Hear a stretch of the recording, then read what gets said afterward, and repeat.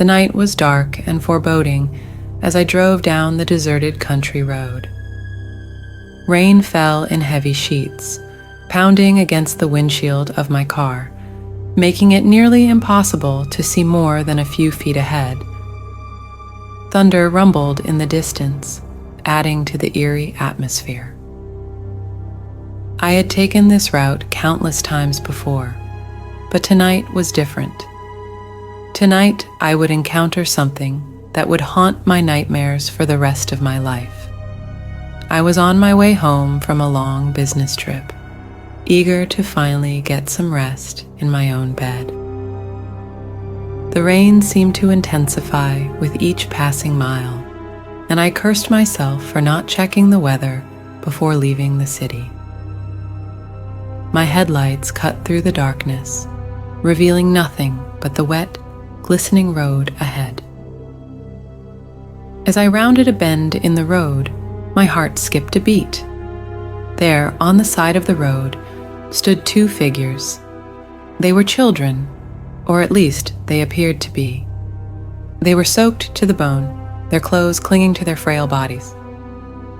But what struck me as odd and sent a shiver down my spine were their eyes. They were entirely black, void of any emotion or humanity. I slowed the car to a stop, my heart pounding in my chest. The children approached the car, their faces expressionless. I rolled down the window, and the rain immediately began to pour in. "Are you okay?" I asked, my voice trembling. The children didn't respond. They just stood there, staring at me with those soulless black eyes. It was as if they were looking right through me. "Where are your parents?" I asked, growing increasingly uneasy. Still no response. The silence was deafening, broken only by the relentless rain and thunder. Suddenly, one of the children spoke, their voice a low, unnatural whisper that sent a chill down my spine. "We need to come in." I couldn't make out their faces clearly, but I could feel their gaze boring into me. Panic welled up inside me, and I began to fumble for the door lock. "No, you can't come in," I stammered, my hand shaking. "We need to use your phone," the other child said, their voice just as eerie as the first. My mind raced. Something about this situation didn't feel right. I had heard stories of encounters with black-eyed children, and they were never good. I had always thought they were just urban legends, but here they were, standing in front of me. "I'm sorry," I said, my voice quivering. "I can't help you." With that, I rolled up the window and hit the gas pedal, speeding away from the strange children as fast as I could. I glanced in my rearview mirror, half expecting to see them chasing after me, but they were gone, disappeared into the rainy night. I drove for what felt like hours, my heart still pounding in my chest. I couldn't shake the feeling that something was terribly wrong. I finally arrived home, drenched and exhausted, but relieved to be away from those unsettling children. I locked all the doors and windows, double-checking every entrance to make sure they were secure.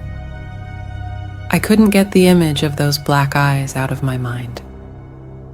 What had they wanted?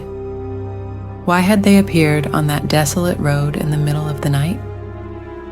I tried to put the encounter behind me and get some much-needed rest, but sleep eluded me. Every creak of the house and every distant roll of thunder sent my imagination into overdrive. I tossed and turned in bed, my mind racing with fear and confusion. Around 3 a.m., I heard a faint tapping on my bedroom window. My heart froze in my chest, and I held my breath, straining to listen. There it was again, the tapping, slow and deliberate. I mustered the courage to get out of bed and approach the window. As I drew back the curtains, my blood ran cold. There, outside my window, were the same two children. They were drenched in rainwater, their dark eyes fixed on me with an intensity that sent a shiver down my spine. "We need to come in," one of them whispered, their voice carrying through the glass. I stumbled back in shock, my heart racing. How had they found me? I had driven far from that country road, and yet here they were, outside my window. "No," I managed to say, my voice trembling. "You can't come in." The children's faces remained impassive, their black eyes never leaving mine. Then they began to speak in unison, their voices like a chorus of the damned. "We must come in." Panic surged through me, and I bolted from the room, slamming the door behind me. I grabbed my phone and dialed 911, explaining the bizarre situation to the dispatcher. They assured me that an officer was on the way, but it would take some time given the stormy weather. I retreated to the safety of my bedroom, my heart pounding in my chest. I could hear the children outside, their whispers growing louder and more insistent. They repeated their demand to come in, their voices a haunting refrain that seemed to fill the entire house. I glanced at the clock, the minutes feeling like hours as I waited for the police to arrive.